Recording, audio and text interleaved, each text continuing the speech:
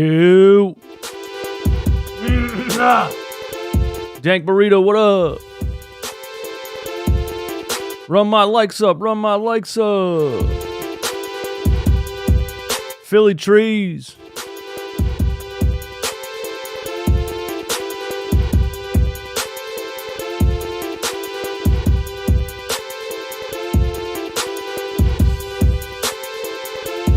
My guy Shane Butler in the chat. What up?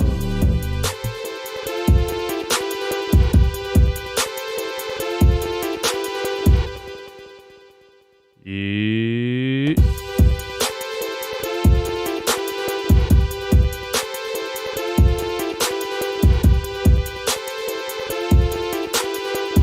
Let me get 50 likes. Let me get 50 likes before the show starts.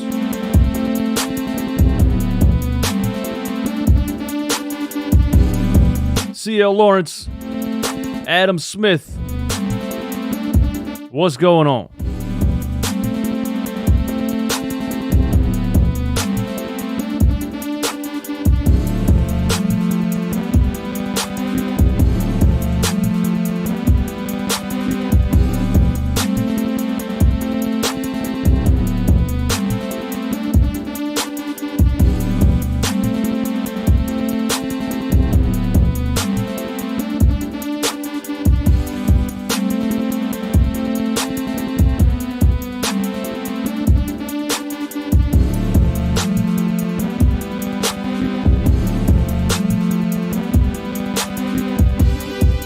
Ryan Rowe, what up?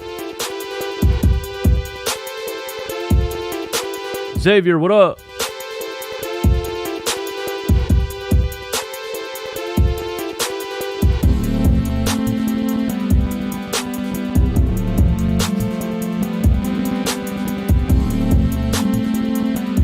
$50 likes, 50 likes.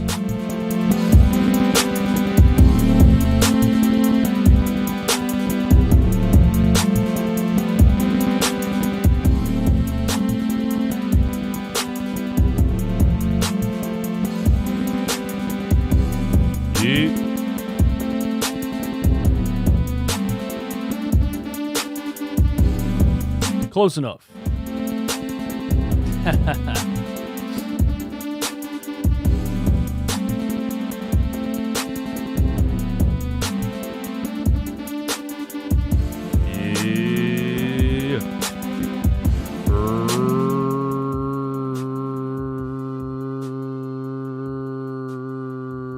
Running Back Nation, what is good?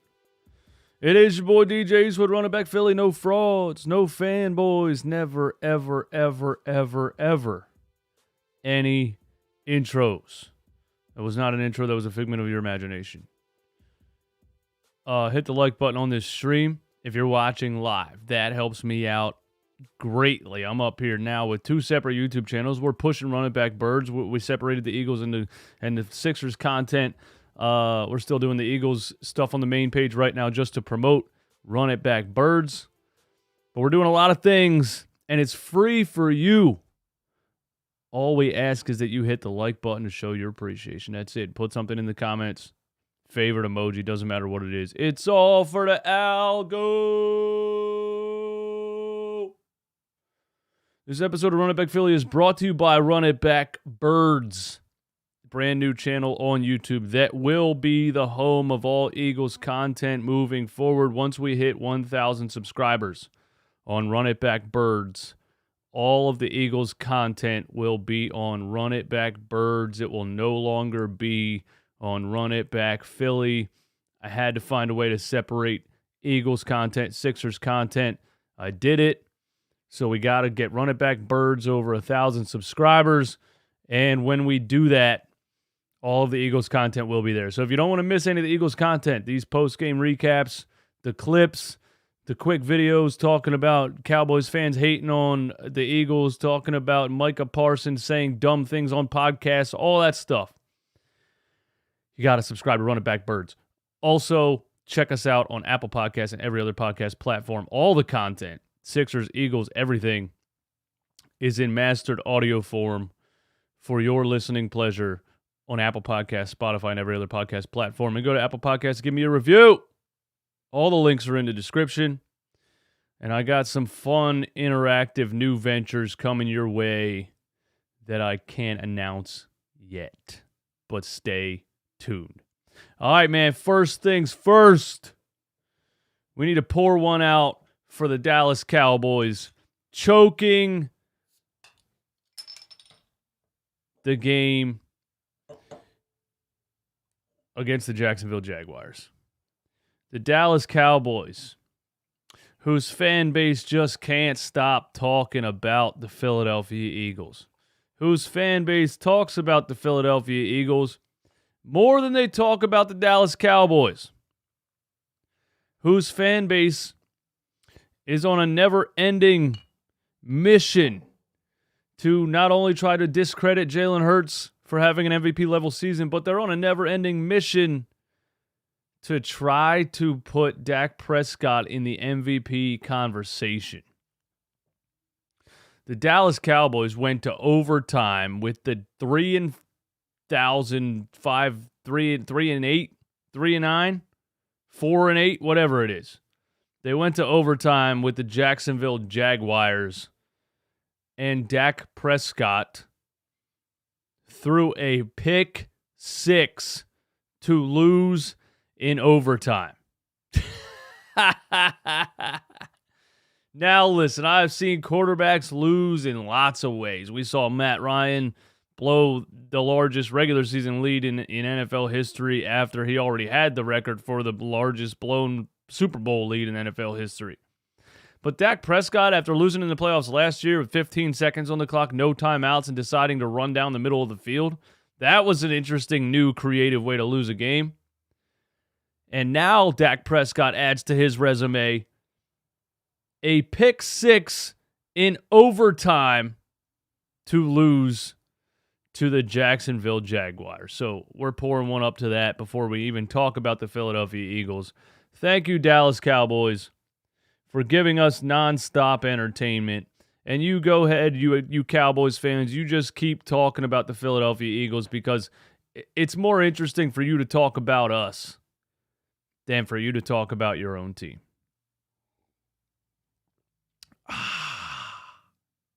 Yeah. Let's get down to the business, all right? The Philadelphia Eagles play a tough one against the Chicago Bears. Now, the Chicago Bears are 3-10 coming into the game. They're not very good. Justin Fields is still a project. The Bears' rush defense is dead last in the NFL. They got a lot of issues and not a whole lot of promise going on, right? Does Justin Fields have any weapons? Do they have any players on the entire roster that are worth talking about outside of their project quarterback? So the Bears aren't good, right? But it was about what? It looked like it was about 5 degrees out. Heavy winds. So, tough conditions to play in. And the Philadelphia Eagles did not look good for a large part of the game. The main thing I didn't like about this game was the game plan and the play calling. Now, if you were going to play a game and have as much success as possible against a team, you would focus on that team's weakness, right? The Chicago Bears' weakness is that they have the 32nd ranked rush defense in the entire NFL. So you would think, 69 people in here, nice. So you would think that your game plan in a freezing cold, heavy wind game against the worst rush defense in the NFL, you would think your game plan with one of the best offensive lines in football would be to pound the rock, would be ground and pound, would be to run the damn football, would be to snap the ball, turn, and hand it off to running backs. That's what you would think would be the game plan. Miles Sanders did not touch the football the first 3 series for the Philadelphia Eagles. Miles Sanders had 3 carries at the end of the first half. Kenny Gainwell had 3 carries the entire game. Boston Scott, nowhere to be seen. Is he injured? No, he was returning kicks, wasn't he? He was returning kicks, right? Yeah. So they came out pass heavy when and I'm not a coach and I'm not a football expert and I don't claim to be. I just say things that I think make sense. If it doesn't make sense to other people, it is what it is. I created a YouTube show and a podcast. You make your own if you want to. But I'm just saying, I think you would come out running the football. And they came out doing exactly the opposite. The first issue I have with this is it's a cold, heavy wind game, and you have a quarterback who played most of his career in Alabama and Oklahoma before coming to Philly. But there hasn't been many cold, heavy wind type of games in Jalen Hurts' career. So you would think maybe you want to take it slow and keep his passing numbers, keep his passing attempts down, and see what Chicago's weak defense gives you. But they come out pass happy. Don't understand that at all. Another issue I have, and I've had this issue with the Eagles for a while now, under Sirianni, Steichen, and the crew. There's not a whole lot of traditional style under center run plays. There's not a whole lot of snap the ball from under center handed to a running back. And I know there's not a lot of that in the NFL anymore. But when you have an offensive line like the Eagles have, I think they should be taking more advantage of it. And I think they should be running the damn football a little bit more. The next issue I have, and the biggest issue I have with the game plan in this game, and the game plan the whole season, and yeah, we're 12-1, we're 13-1, we're 13-1. But I have a big issue with the game planning and the play calling on this team, not because you can't win games like that. Obviously, we're 13-1. The game planning and the play calling includes way too much designed quarterback runs. Way too much designed quarterback runs. We start this game. The first 2 plays from scrimmage for the Philadelphia Eagles, designed quarterback run. Somebody has to explain to me why. I need somebody to explain to me why. Why? I know Jalen Hurts can run the football. I know Jalen Hurts is a strong runner of the football. But you have arguably the best offensive line in the NFL, and you have a 1,000-yard running back in Miles Sanders, and you have serviceable running backs behind him in Kenneth Gainwell and Boston Scott. Your main goal right now, coming to this game at 12-1, your main goal should be to keep your quarterback healthy for the playoffs. That should be your main goal. Your quarterback, I don't care how good of a runner he is, your quarterback should not be your number 1 weapon on the ground. You should not be coming out here and running designed quarterback draws the first 2 series of a game, because he's going to get hurt. That's the only reason you should not do this. Yeah, you should take advantage of the things that you have that are positives on your squad. And of course, Jalen Hurts being able to run a football is a bonus. But when you don't have to do that, when you have other ways you can run the football, it should not be your main attack. It's ridiculous. I can't believe I just watched an NFL coaching staff put Jalen Hurts at risk play after play after play after play in a freezing cold game where the ground is as solid as ice. That field probably felt like landing on concrete. And Jalen Hurts had 17 rush attempts in the game, and I want to say 10 of them, off the top of my head, were designed quarterback runs. I don't understand. Someone's got to explain it to me. I need someone to explain it to me because it's pissing me off. Because if you get him injured by continuously using him as your number one ground attack weapon, that's ridiculous, embarrassing, and it's going to be the detriment of this team if they continue to do this. Now, you saw late in the second half, Jalen Hurts run a QB draw designed straight up the middle, and you know, Jalen is his own worst enemy in these situations. Linebacker, middle of the field. Jalen Hurts can squat 600 pounds, can bench a small school bus. So him, instinctually, he looks at a linebacker and says, I'm going through this dude.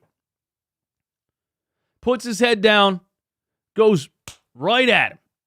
Now you got a linebacker who's what, 6'3", 260, putting his helmet right into the shoulder of our quarterback and slamming him onto this freezing cold ground that probably feels like concrete. Then you get another one, not too long after that, off to the right side, where Hurts gets slammed to the ground. And this time, he's laying on the ground and not getting up right away. Now I'm sitting here screaming at my TV. Why are we doing this? Why are we doing this? Why are we trying to injure our quarterback? Somebody needs to explain it to me. The second reason I don't want this to continue is because Dan Sillyho is out here discrediting Jalen Hurts for being a mobile quarterback and saying Jalen Hurts won't be able to play 10 NFL seasons because he's a running quarterback. If Hurts gets injured running the football, Dan Sillyho is going to look correct. And the last thing I want, the last thing anybody should want, is that loudmouth, you-know-what, looking right about anything. Now, he would still be wrong because the people to blame if Jalen Hurts ends up being injured is the Eagles coaching staff for continuously using him as a number one ground attack weapon. It's ridiculous. So I would just like to say that in watching this game, I was fucking furious with the fact that Jalen Hurts was getting his ass kicked by his own coaching staff. Somebody needs to bring this to somebody's attention. I don't know how they don't understand it. It should be common sense. The one of you reporters need to grow some balls and ask somebody in a press conference, do you think running Jalen Hurts is a good idea? Don't you think running so many designed quarterback runs is putting your quarterback at risk and putting your season at risk if it continues? Now, somebody do it. All right? All right, good. So, you know, Hurts, he had 2 interceptions, and the first interception was honestly right after I told my girlfriend that Jalen Hurts is perfect this season. It was right after an absolute strike to Devontae Smith down the left sideline. And I said, wow, he's perfect this season, man. Watch this play. He rolls out to his left. He lobs it right into Devontae Smith's hands along the sideline.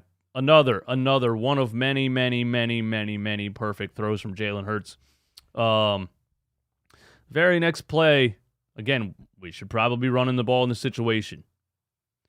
Hurts rolls to his right, throws a duck right to the defense. And Again, cold game, windy.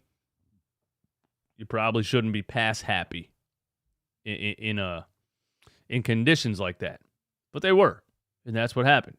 He ended up throwing 2 interceptions in the game. He got it going a little bit more in the second half. His long ball has been absolute money. I thought in the first half the receivers struggled to get separation on the long ball, but I love the fact that Hurts is taking chances this season. 3rd and 7, 3rd and 2, 2nd and 10. It doesn't really matter what it is. He's really taking chances. If he has A.J. Brown one-on-one on the right side, if he has Devontae one-on-one on the left side, whatever it is, he's letting that thing fly. And I got to give him credit, man. He has had no fear this season in letting the ball go down the field. And his long ball has been on the money. I mean, it's very rare. It's very rare at this point that Jalen Hurts misses a target when he throws the ball long. It's blowing my mind every time I see it. But the first half they seemed like they were struggling to get separation. There was a couple of plays. There was one where AJ, had his defender maybe beat and didn't really reach out for the ball. That was like in the first quarter or so. Looked like there was a lot of contact also on a lot of these. I felt like the corners were just bear hugging people down the sideline, and the referees were like, "Oh, it's cold and stuff, so I don't know the rules of football anymore, so we're not calling anything the whole game." But they opened up a little bit in the second half. And, Jalen hit AJ on some deep ones. He hit Devontae on some deep ones. I mean, we really got it going, and he finishes the game with 315 yards. His rating was a 64.6 because he had 2 interceptions. So, it is what it is. His completion percentage wasn't too crazy either. It was 22 for 37 with 2 interceptions. So that's why the quarterback rating is what it is. But I still think he threw the ball well for most of this game. Outside of those 2 interceptions and a couple of misses, I thought he threw the ball well. Now, when he got slammed into the ground that last time and didn't get up right away, he was inaccurate on a couple throws after that. And I was like, if this guy has a shoulder injury, I'm going to go to the NovaCare complex and fight every person in the staff. A lot of those guys in the staff are former NFL players that will kick the living shit out of me, but I don't care. It's pissing me off. Stop running Jalen Hurts. He's going to get injured. The Eagles' defense was showing up from the jump. Why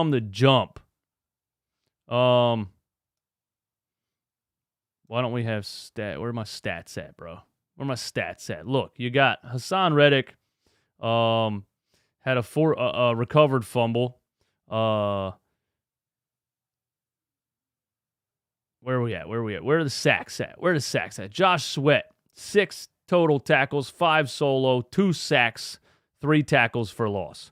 Hassan Reddick, 4 total tackles, 2 sacks, and a tackle for loss. Javon Hargrave had 2 sacks. Javon Hargrave now has 10 sacks on the season. That is his first career double-digit sack season. So the Philadelphia Eagles, who lead the league in sacks, sacked Justin Fields 6 times, and they continue their onslaught of NFL quarterbacks. They continue to dominate other teams' offensive lines and lead the league in sacks per game. This defensive front is scary. I mean, you talk about Josh Sweat, Hassan Reddick, Javon Hargrave. This is a great assembly of pass rushers, and it's going to be a problem for teams moving forward. It's going to be a problem for teams in the playoffs. Here's how you know it's a real problem for other teams.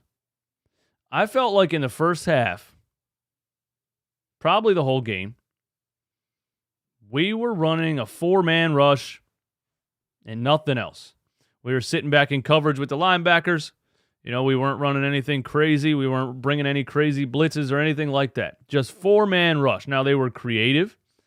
The old pick and roll with the guard and the tackle, or the tackle and the end, I'm sorry. You know what I mean? Where Josh Sweat steps to the outside and then comes back inside around and through the middle. creative with a 4-man rush, but still just a 4-man rush. We had 2 sacks in the first quarter on 4-man rushes. Not to mention, it's against a, air quotes, running quarterback, a mobile quarterback. When you're sacking a quarterback who's supposed to be a mobile quarterback with a 4-man rush, your defensive line is a problem. This defensive line is a problem. Howie Roseman's always put together a good defense, a good defensive line. He always focuses on line play, offensive line, defensive line. This defensive line is a problem. The Super Bowl defensive line was a problem. This defensive line is a problem. You're slowing down a mobile quarterback with a 4-man pass rush. Now look, A.J. Brown and Devontae Smith combined for 307 receiving yards. A.J. Brown and Devontae Smith combined for 307 receiving yards. And they didn't have any touchdowns because every time we get inside that 5-yard line, you know what we're doing. QB sneak, QB sneak, QB sneak. And I'm fine with QB sneaks. A QB sneak isn't a very, hard-hitting play where I feel like the quarterback is at risk. You could get landed on by something. You could step on something and sprain an ankle, some things like there could be some freak type of stuff. But, I'm fine with QB sneaks. It's the design QB draws and things that I can't stand, and I don't know why we do so much. But Jalen Hurts had 3 rushing touchdowns. I think 2 of them were on QB sneaks. The other one was that draw up the middle where the Bears brought the house. Bringing the house on Jalen Hurts is a bad idea. First of all, he can call audibles and, slant over the middle, whatever he wants to do. But that play, another design quarterback run, and yeah, it works. I'll never say it doesn't work because Jalen Hurts is a great running quarterback. I don't like putting your quarterback at risk. But that one specifically, there's nobody in the backfield, and they blitz the safety, and Hurts just runs right through the middle of the line for a 22-yard touchdown. Let's go through my notes here, man. Let's go through my notes, and then we'll chop it up in the chat a little bit. All right, let's say I didn't like the play calling. I didn't like the fact that Miles Sanders had 3 first-half carries and only finished the game with 11 carries. Against the... I still can't get over the fact this is the worst rush defense in the NFL, and you gave Miles the ball 11 times. It doesn't make sense, and it's not going to make sense, especially with the conditions. With the cold, windy, it doesn't make sense to only give the ball to him 11 times. It doesn't make sense for your running backs in general to only have touched the ball 14 times. And your quarterback to have 17 rushes. Doesn't make sense. Let's see, man. Justin Fields had the long run along the left sideline. I think Hassan Reddick hit him in the backfield, and he kind of escaped him and then ran down the left, stepped out of bounds right before the end zone, and then the Bears ran to the right side, and we didn't have much resistance there when they scored. A lot of the game, it was looking like, are the Eagles about to lose this game to the Chicago Bears?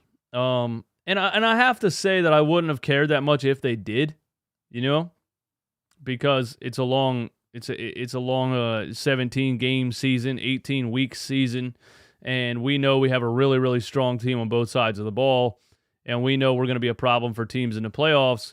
So it's almost like these last couple of games, I don't want to say don't matter, but if you lose 1 or 2 of them, it would be probably a good reality check for the team. But I just don't think it would be that big of a deal. So even if they lost this game, the Chicago Bears aren't a good team. But a lot of NFL teams lose a stinker or a trap game or what have you to a bad team. It is what it is. But they pulled it out. And I think that says a lot about the Philadelphia Eagles and their resiliency and how they come together and fight even when their backs are against the wall, even when they're getting, they're losing momentum against a team that they have that has no business really being in the game. They get it together and they win the game.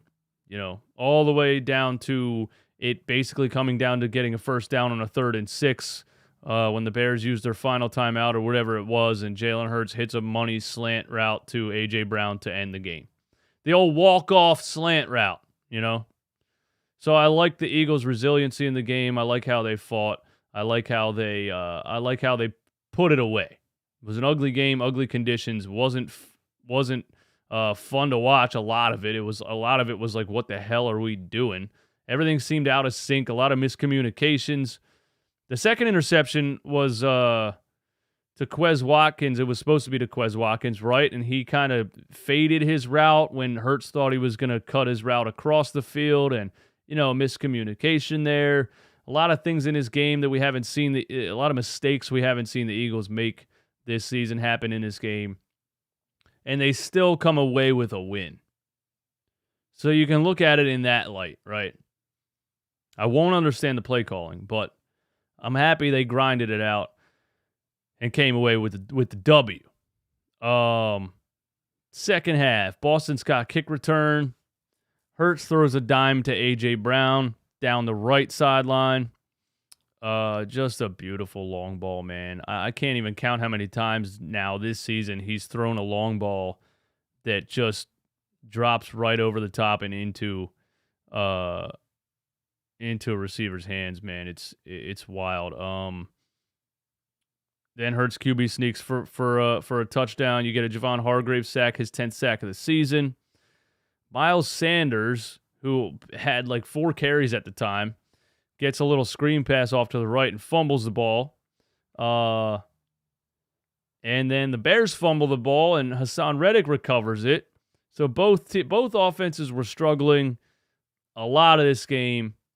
But the Eagles' defense was showing up for most of it. Outside of that, Darius Slay, the touchdown toward the end where Slay got caught sleeping, and Fields hit the receiver who was wide open all by himself. I thought the defense showed up for most of this game. That was a bad play, but the offense was slow. I want to say like 2.5, 3 quarters, and the defense was out there fighting every single play. So a lot of miscommunications. We just didn't look in sync or on the same page with a lot of things the whole game, but they came away with the win, and I'm happy about that. Hurts gets a QB design run where he gets popped in the shoulder. Then he runs to the right side and gets slammed into the ground. I'm screaming, why the hell are we running the quarterback so much? And then we go for it on 4th and 6, and it's incomplete. Things weren't looking good. Then Jake Elliott misses a field goal. Things weren't looking good. Miles Sanders had 4 carries, and then he gets his 5th carry, and he breaks an 18-yard run. And we're like, you see what happens when you give the football to your 1,000-yard rusher? Good things happen.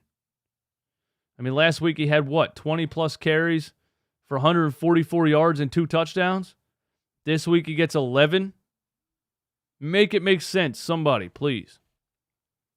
Let's not forget how crazy Nick Sirianni can be. This is a guy that said he evaluates talent by playing rock, paper, scissors on Zoom calls, okay? Let's not forget. Hurts hits A.J. Brown down the right sideline again for a 68-yard strike. And that one pretty much put the game away. And we run another QB sneak into the end zone for Hurts' 3rd rushing touchdown of the game. And then, we hit A.J. Brown on the slant for a game. So I didn't like the play calling. I absolutely hate the fact that we are running Jalen Hurts into the ground. I think we should be protecting him moving towards the playoffs more than letting him get pounded into the rock-hard, cold ground in Chicago. So the Eagles coaching staff needs to get their shit together here. Take all the design QB runs out of the playbook. Get rid of it. Miles Sanders needs the ball more. He's been fantastic this season. He's already over 1,000 yards in 14 games. I liked the production from A.J. Brown, of course. I loved the production from Devontae Smith. Devontae was over 100 yards receiving on just 3 catches in the first half. You know what I mean? So our 2 guys, Batman and Batman, what'd they call him? Skinny Batman Devontae, either way. Our 2 star receivers combined for over 300 receiving yards in a game. That's a positive. The Eagles' defensive line is an absolute problem. And the game was closer than it should be, yes, but the conditions were bad. We were out of sync a lot. We weren't on the same page a lot, and we grinded out a win. The Dallas Cowboys, on the other hand, go to overtime with the Jacksonville Jaguars, and Dak Prescott throws a pick 6 to lose. The old walk-off pick 6 for Dak Prescott. Man, what a tough one for Cowboys fans, man. Yeah, Swole Batman and Skinny Batman. Hey, Mama Eastwood's in the chat. Everyone say hi to my mom. Swole Batman and Skinny Batman. That's what it is, man. That's what it is. And Jason Kelsey's Fat Batman. Noah the Beast, what's up, man? This is the only bad game Jalen Hurts had this season. I don't even really think I would call it a bad game. Seriously, I wouldn't call it a bad game. 2 bad throws. He made 2 mistakes in a game. And we didn't convert on the 4th and 6. And, a couple inaccurate throws. But really, I'm not even going to call this a bad game. I thought he had 2 bad decisions. One was a miscommunication with Quez Watkins, who knows whose fault that was. The first interception was just a bad throw. It was a duck ball coming out of his hand. Again, a quarterback that played in Alabama and Oklahoma most of his football career. Is he even used to playing in cold weather? So I don't know. I don't even think I would call it a bad game, man. I think 2 bad throws is what it is. I ain't even worried about it. Of course, people on Twitter were freaking out because there's still a coalition. There's still a crew of people that want to see Jalen Hurts fail. But after the couple of bad throws, he got it together. He made some phenomenal throws in this game. He made some on-the-money throws in this game like he does in every game. But some of those long balls are just so on the money, and I didn't see that from him his whole, young career, the 2 years in the NFL, in college. He's rarely off target on these deep throws, and it's very impressive. It's very impressive. Horrible conditions, dogfight. Nikki Cunningham, what's up? Thanks for tuning in. Horrible conditions, dogfight is what we just watched. Yeah. And we came out with the dub. Shane, what's up? Just mad that Hurts got hurt. I mean, is he technically hurt? Is that a definite thing? Did they say he's hurt? Now you're scaring me, Shane. Don't be scaring me now. Let me check Twitter real quick.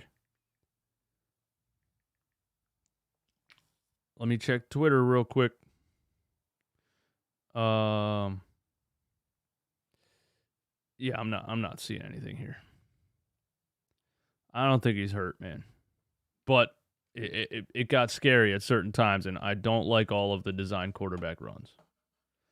I do not like all of the designed quarterback runs. Presidential Mike, what's up?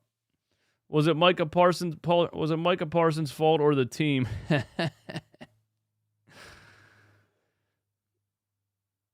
That's so funny, man.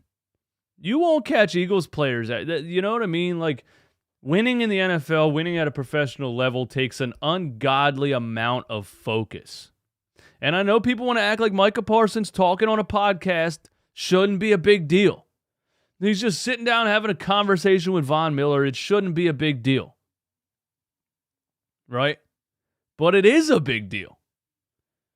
Because if your team is in the middle of an NFL season, the Dallas Cowboys, and you're fighting for something, and you haven't looked lights out the whole season, you're not the 13-1 team.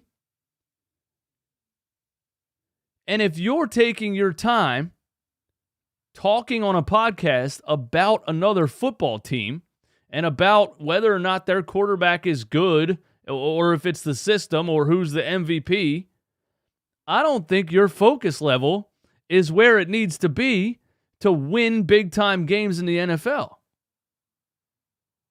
You won't catch Philadelphia Eagles players on a random podcast discussing Dak Prescott. Think about that for a second. Do you think you will catch a Philadelphia Eagles player on a random podcast discussing Dak Prescott? You won't. Do you know why? Because they have a message that's being delivered by the leader of the team. Jalen Hurts is the leader of this team, and he's delivering a message every single day in whatever, team meetings, practice, film sessions, everything. And when Jalen Hurts has the mindset that every professional athlete wants to have or needs to have to succeed at the highest level. And it's 100% focus on the goal at hand. And you're not going to see him putting his energy anywhere else. And that trickles down. He delivers that message every day in film rooms and practice, etc. And that mindset trickles down. And the whole team is locked in and focused on the goal at hand. You will not find any Eagles player on a podcast talking about Dak Prescott. I don't think your level of focus is where it needs to be to succeed at the highest level in the NFL if you're on a podcast talking about another team's quarterback. You got your own problems to worry about. You know what I'm saying? Take care of the business in your own house before you go talking about something else, you know? It's like a dude with a messed up relationship talking about someone else's relationship. Yours is fucked up, bro. Take care of your own first before you worry about somebody else. And it's just funny. Karma comes full circle. Jalen Hurts starts out slow, but gets it together. Has an amazing game outside of those two bad throws. And Dak Prescott has a walk-off pick six against the Jacksonville Jaguars. Wow. You know what we call that? We call that ball don't lie.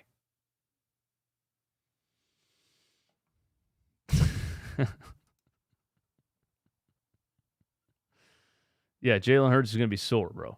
It's going to be sore. He's going to be sore. He's going to be in a freaking ice bath for a week after that game. But I'm tired of it, man. I'm tired of the designed quarterback runs, man. I agree with you, but Micah is cool. Micah's not cool because he's a Dallas Cowboy. And no Dallas Cowboy is cool. I don't care. I don't care if you're a nice guy. You're from Harrisburg, Pennsylvania. You played for Penn State. I don't care. And I know you can't control who drafts you in the NFL. But as soon as you put on a Dallas Cowboys jersey, I hate you.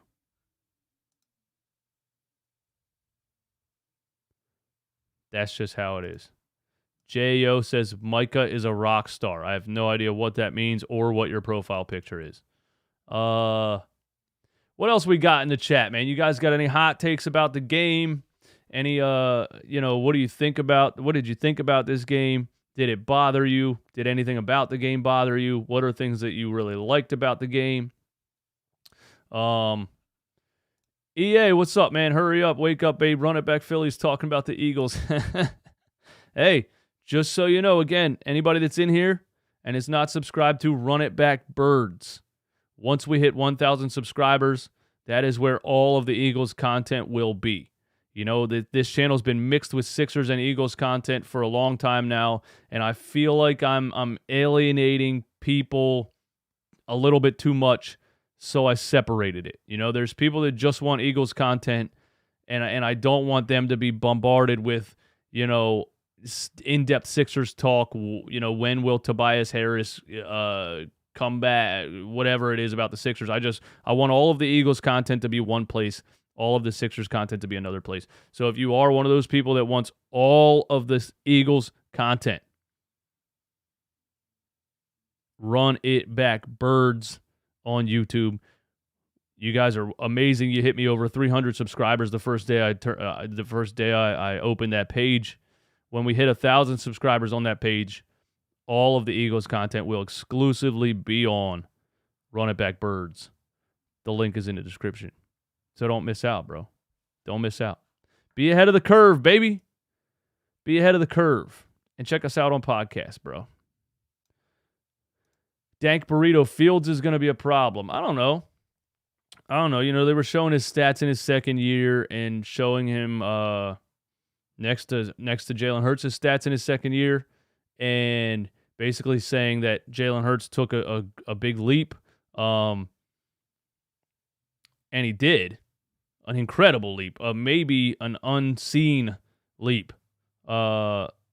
And they were basically comparing it because they're saying, you know, maybe Justin Fields can take that same leap. I would say the odds are not very high of that happening. The odds of a quarterback doing what Jalen Hurts did in one offseason, not very high. He defied the odds, in my opinion. He did it wonderfully, and he looks amazing right now. Bernard Winkletoes, who the is dialing up two designed QB runs to begin the game? Exactly, bro. Like, I can't figure it out. I have no idea. I have no idea why this is our play calling. I don't get it. I don't get it. Against the worst rush defense in the league, your game plan should have been, you know, get the running backs involved, ground and pound, and instead you're forcing your quarterback up the middle, and he's going to get hurt. It needs to stop. It absolutely needs to stop. It was ugly. We are still 13-0. Well, we're 13-1, but yeah, it was ugly. I agree. This game started to remind me for a while when Doug not running the ball and Wentz threw for 56. Exactly. You remember that? And that was Wentz coming off of an injury, you know? That was Wentz coming off of an injury, and he threw the ball 56 times. We also led the league in sacks. Like, we were the most sacked team in the NFL, and Doug Peterson was dropping Carson Wentz back in the pocket more than any quarterback in the NFL. It made no sense. Once Doug won the Super Bowl and then his staff left, the dude struggled. He struggled. And you can blame a lot of it on Carson Wentz because Carson was out of shape. I don't think Carson Wentz does anything in the offseason. I think Carson Wentz's career is basically over when Taylor Heineke is looking so much better than you in Washington. But, you know. For some reason, Philly doesn't like Sanders. He will walk, and we are going to get in on the running back feeding frenzy that will be the 2023 draft. I don't know if the Eagles would draft a running back very high. I think Howie Roseman's just going to continue to focus on offensive line, defensive line play, linebacker play, corners, safeties. We're on our third safety right now, by the way, Kavon Wallace, who, by the way, I believe led the team in tackles. You know what? We got to give Kavon Wallace his flowers.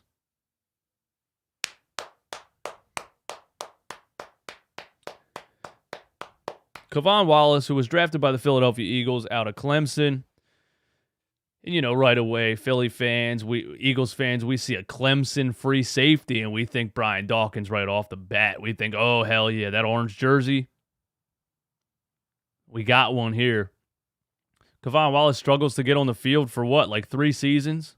C.J. Gardner-Johnson gets hurt. I don't know when he's coming back. Hopefully soon. Then my dude, Reed Blankenship, who I believed in since the preseason practice squad, gets hurt. Kavon Wallace, he's all we got at the safety spot, so he has to start. And shout out to Kevon Wallace for 9 total tackles, for leading the defense in tackles today. 9 total tackles, 8 solo tackles. Kevon Wallace had 8 solo tackles today. Shout out to Kevon Wallace. That makes me happy. That makes me very happy.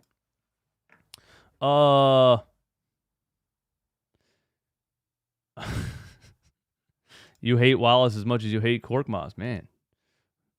Kevon Wallace had a good game today. Absolutely. Miles' fumble changed everything. They were up 11 and driving and on their way to cruising. Yeah, you're right.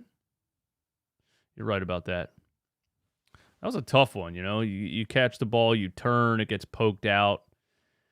I don't know, man. It's not like he was running and didn't secure the ball. It was like he just caught it and turned.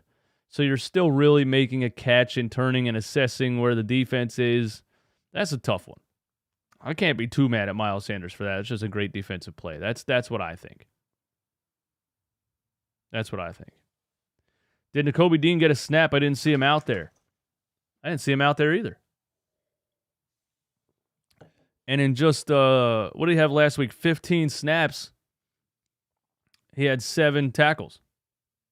So, yeah, it'd be nice to see Nakobe Dean, you know, get some more play. It'd be nice to see Nakobe Dean get some more opportunities. Is Jordan Davis back? I don't feel like I saw Jordan Davis either.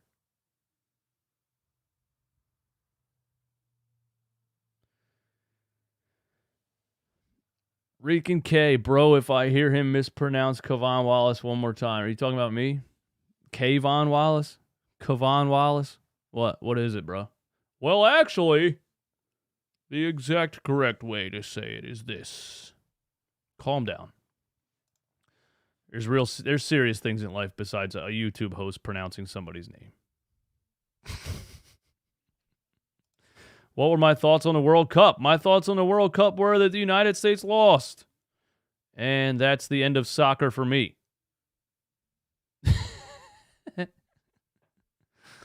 That's it. I'm not watching soccer if the U.S. ain't playing, bro. I don't know. I don't know what to say. I'm sorry. Yeah, that's all I got, man. Listen. Tough game for the Eagles. Ups and downs. Maybe our worst game of the season so far. But they pulled out a W in very cold, windy conditions. So I can't be too mad about it. Plus, it's Sunday, I'm chilling, and I'm drinking a nice chocolate stout. Thanks for tuning in. Anybody that's not subscribed to Run It Back Birds, make sure you are, because that's where the Eagles content is going to be from now on. I think I'm going to post a quick video tomorrow, probably talking about some more in-depth things as far as this game goes. Some in-depth Jalen Hurts stuff, maybe some in-depth defensive things. That will be posted only on the Run It Back Birds YouTube channel. And everything, Sixers, Eagles, all the content is in mastered audio form on Apple Podcasts, Spotify, and every other podcast platform. So make sure you're subscribed to those if you want to listen to these, while you're mowing the grass, while you're washing the dishes, whatever it is your wife's making you do around the house. And if you could do me a favor, go to Apple Podcasts, go to Run It Back Philly, click on that guy. In the office, when he's like, oh, it started playing. And scroll to the bottom and give your boy a review. And hit the like button on this stream. Thank you for coming through. Thank you for joining the chat. Thank you for hanging out.